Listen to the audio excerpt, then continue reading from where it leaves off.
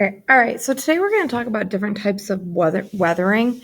And our focus question is, what are the main causes of chemical and physical, which can also be called mechanical weathering? So let's start with what weathering is. And weathering is this natural process that breaks rock into smaller pieces called sediment. So you had these bigger pieces, and now they're being broken down into these smaller pieces, and we call this sediment. So there's two main types of weathering that we're going to talk about. One is chemical and one is mechanical. So mechanical weathering occurs when rocks are broken apart by a physical force.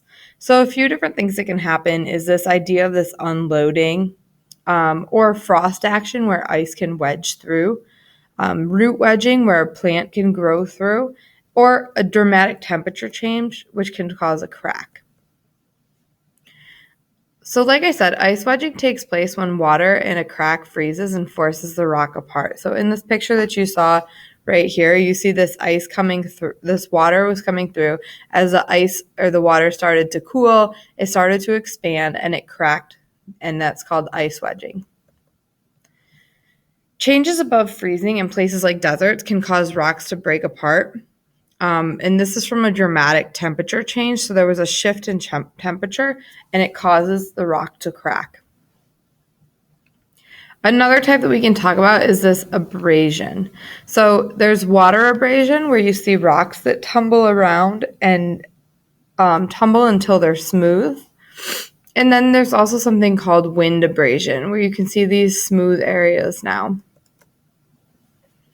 When we're talking about plant action, we're talking about rocks being split apart by the plants actually growing. So part of that could be their roots or their stems growing up through plants like you see in this picture, or just roots growing down into rocks, causing cracks in the rocks. The other type of weathering that we're going to talk about is this chemical weathering. So this is an actual change in the chemical makeup of the rocks and the minerals. And one of the big things that comes with this idea of chemical weathering is something we call acid rain. So what happens is that you have these factory settings, and this is really big in the northeastern part of the country, where a lot of different acidic gases like CO2 or NO2 or SO2 are released into the air. And then these gases are carried by the wind and they go up into the atmosphere and then are carried to another area where they combine with water droplets in the form of clouds. And then once this rains down, it's called acid rain.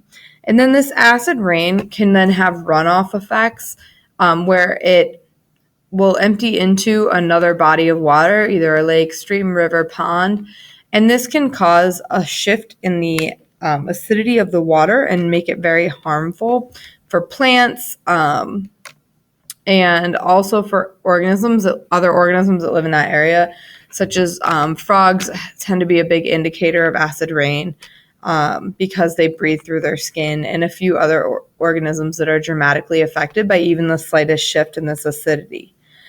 So acid rain also, though, can cause a lot of erosion in buildings and rocks themselves.